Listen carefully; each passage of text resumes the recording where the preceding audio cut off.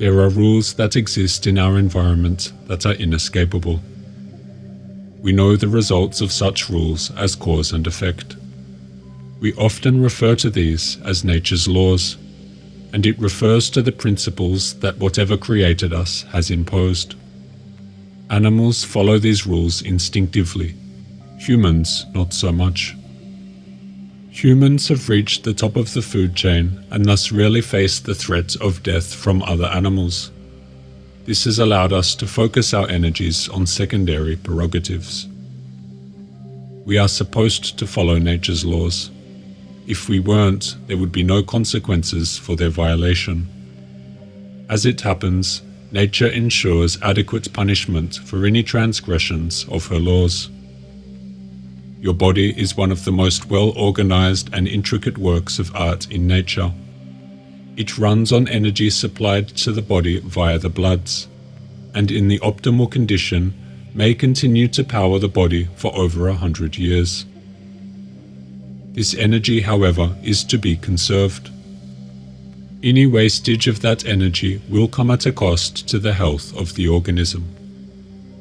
A minor siphoning of the body's energy will only have a minor effect on the body, whereas a continual drain of the body's energy will spell disaster for that organism. The continual strain upon the nerves and squandering of the vital powers cannot but bring on grave consequences. For a time, the system endeavors to replace the lost matter, but after a while, this replacement takes place at the expense of the entire organism. As a matter of fact, there is not a single activity of the whole human system which influences the nervous system to such a degree as the functioning of the genital organs. The body is a self-contained power system, which means that if there be an undue amount of energy used up by some of its activities, one cannot borrow that plus from somewhere outside, but must take it away from some other department of the organism. A plus in one part at the same time means a minus in some other place. Now the great squandering of saps accompanying the sinful excitation of the genital organ causes frightful minuses in other areas of the body, so that physical health, a fresh memory, keen perception, joy of life are lessened to a great extent. Continual sexual excitation rocks a youth's system to its very foundation. It undermines its resistance and disorganizes the work of the digestive and breathing organs, and interferes with blood circulation. Such a youth becomes pale and anemic, and very susceptible to consumption, which in these days takes a heavy death toll, in ever more appalling numbers. Thus it is that males shorten their lives by years, and even what remains of their life is only misery, for outraged nature rises in rebellion against this wanton desecration. Alas, it is the colors slowly fading in the rainbow. We often separate our behavior with our physical appearance. Many of us were brought up being told that we mustn't judge a book by its cover. Look around you. Nature often reflects essence in form. Dangerous animals look dangerous. The fierce gaze of a lion or the venomous glare of a snake is a visual cue of what lies within. Likewise, criminals have often been said to look like criminals, perhaps by their manner of movements, the lines and contours of their face, the look in their eyes. Of course there are exceptions, though for the most part this rule tends to ring true. Over time, a person's habits, thoughts, and actions etch themselves onto the face and body. The one who lies, cheats, and degrades himself begins to show it, in sunken eyes, a crooked posture, a nervous twitch, or a lifeless complexion. Just as discipline can chisel the body into strength, vice can erode it into frailty. Such was said to be the case for the man who ejects his semen from his body for the purposes of carnal enjoyment. Wherever the sin of immorality passes with its terrible henchmen, there is left only a barren waste. Youthful heads, formerly held nobly erect, hang down. Strong backbones grow weak. Rosy faces fade. Characters are shattered.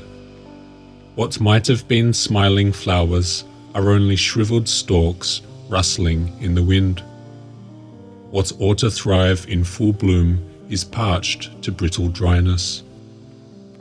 My dear young man, hungry bloodhounds, blood-sucking vampires hide in the depths of corrupt human nature.